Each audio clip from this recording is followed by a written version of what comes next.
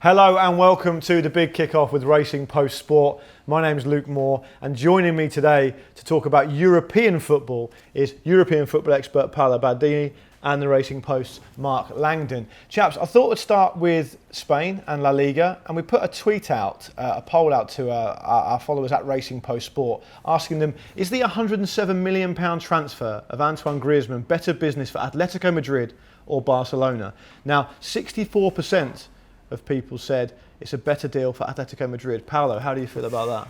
Yeah, it's interesting, isn't it? You think that this is a player who's been so fundamental to them being a consistent top four side, to challenging for the Champions League, to just generally being their talisman for the last era under Diego Simeone, and for people to be that sort of coming down that strongly on one side is a bit surprising to me. At the same time, I think I agree with them, because I don't think it's that great a piece of business for Barcelona. I think it feels a bit, not scattershot, because Valverde has always been a big fan of Griezmann, wanted him earlier in his career, but when Griezmann gives his interview after signing and says, oh, it's like they're trying to build a video game team here at the moment, well, that's a bit what it feels like to me. Is this the player that Barcelona most needed, or is it just, well, here's another really great, I hesitate to say it, but Galactico, to use the Madrid word, that they're adding to the team? I don't know. Obviously, he's a great player. I expect him to score goals, but I don't love it from a Barcelona standpoint. So I suppose if you're asking me to put them side by side like that, yeah, it's a good price for Atletico, I suppose, for a player who's not getting younger. And Mark, the market doesn't like it either. I mean, Atletico Madrid's still way out there at 20-1 for La Liga this season. Yeah, I mean, I'll disagree with Paolo. I think it's a better deal for Barcelona simply because Atletico have had to spend in excess of 100 million on João Felix, who we've no idea if he's any good. If we're honest, he's only played one season in Portugal, scored goals in the Europa League. He could be brilliant, but we don't know that. And at least with Griezmann, he's a World Cup winner. He's absolutely proven in Spain. And I think he is needed at Barcelona to replace Luis Suarez. I think Suarez is definitely on the wane. I think we saw that last year and at the Copa America. I think Barcelona, with Griezmann, maybe even with Neymar to come, will win La Liga once again. I think Frankie de Jong is what they needed in midfield, allows them to sort of protect that defence a little bit more. And Real Madrid, for all that they've signed Eden Hazard and that they've brought in other players at the back, I still worry about them essentially scoring enough goals, and I've not got that problem at all with Barcelona. And I think Atletico, it's a season of rebuild for them, losing Griezmann and Godin and Juan Fran and Felipe Luis. I think it'll be too much for them. I like Barcelona. Yeah, Barcelona are 4-6 favourites to win La Liga this season. To let us know what you think about that, pop your comments below. Let's move across to France then. Another poll on that Racing Post Sport: is Neymar more trouble than he's worth at PSG? 88% of people say yes, he is. Only 88. When we talk about France and League, we have to talk about PSG, and I suppose in this case we have to talk about Neymar. Of course, yeah, and it'll be interesting to see how that plays out this summer. I think part of my thinking on Griezmann is even influenced by the thought they might sign Neymar, well, at which point it really is a bit mad to me. More trouble than he's worth. I mean, he's a guy who has a 3-day birthday party and makes everyone come along to it. That free sister, isn't it?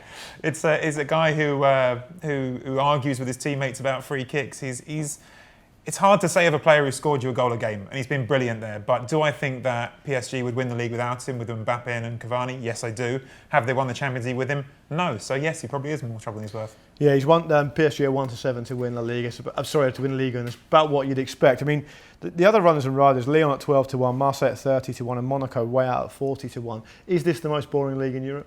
I mean, some people call it a farmers' league or whatever, but that's really harsh, because look how excited people are with Ndombele signing. It's fascinating because there are some really good players. There are, unfortunately, most of them play for Paris Saint-Germain, and then the others have got one or two, other than PSG, who've got 12. Silvinho's taking his first managerial job at Lyon makes that interesting this season as well for me. I think it's a fascinating little story to watch, with Juninho as well.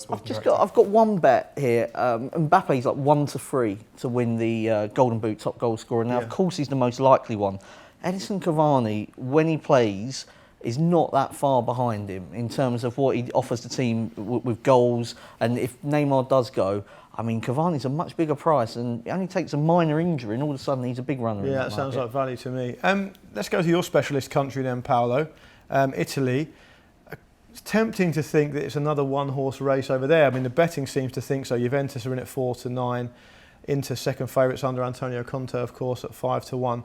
How do you see that season going this year? I think it's a really fascinating season this year. I think it's so predictable and, in my opinion, wrong that everyone's jumped straight to Inter as the second favourites just because Conte's there. I mean, they've got a whole mess of a situation with three huge players, Icardi, Nainggolan and Ivan Perisic, all basically personas non gratas under Antonio Conte and a lot to resolve before the season starts, in my opinion.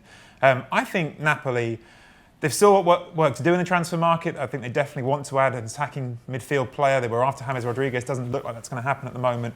But the signing of Kostas Malinas for me is brilliant. I think if you keep Koulibaly now, you have the makings of the best centre-back, one of the best centre-back partnerships in all of Europe, in my opinion. I think you're talking about the best centre-back in Serie A last season in Koulibaly and someone who's been brilliant for a number of seasons at Roma.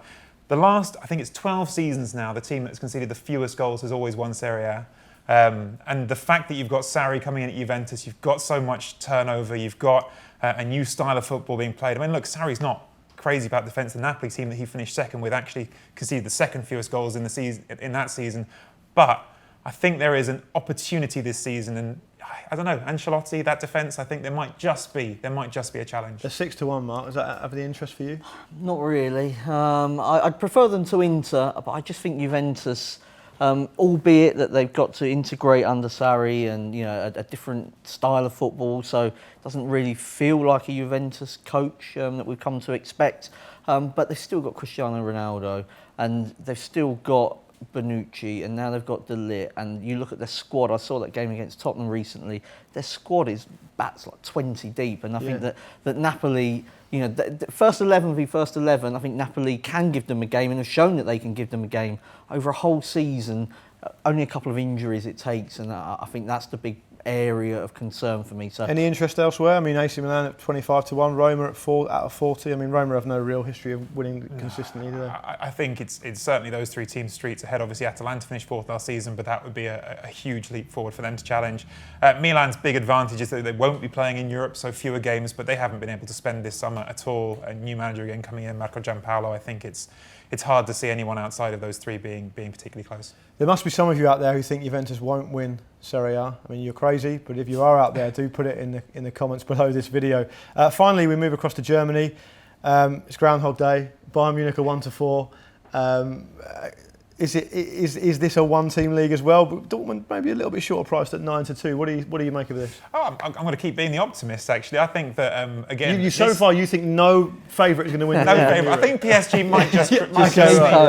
Yeah. And I think Juventus are obviously still favourites, but yes, in Germany, I'm not sure. Again, Munich are favourites, but should it be quite as short as that? You look at the sort of end of an era that's happened there, by saying goodbye to Robben, to Ribéry, saying goodbye to James Rodriguez as well. It's not insignificant, the goals and assists he's given. Mats Hummels leaving.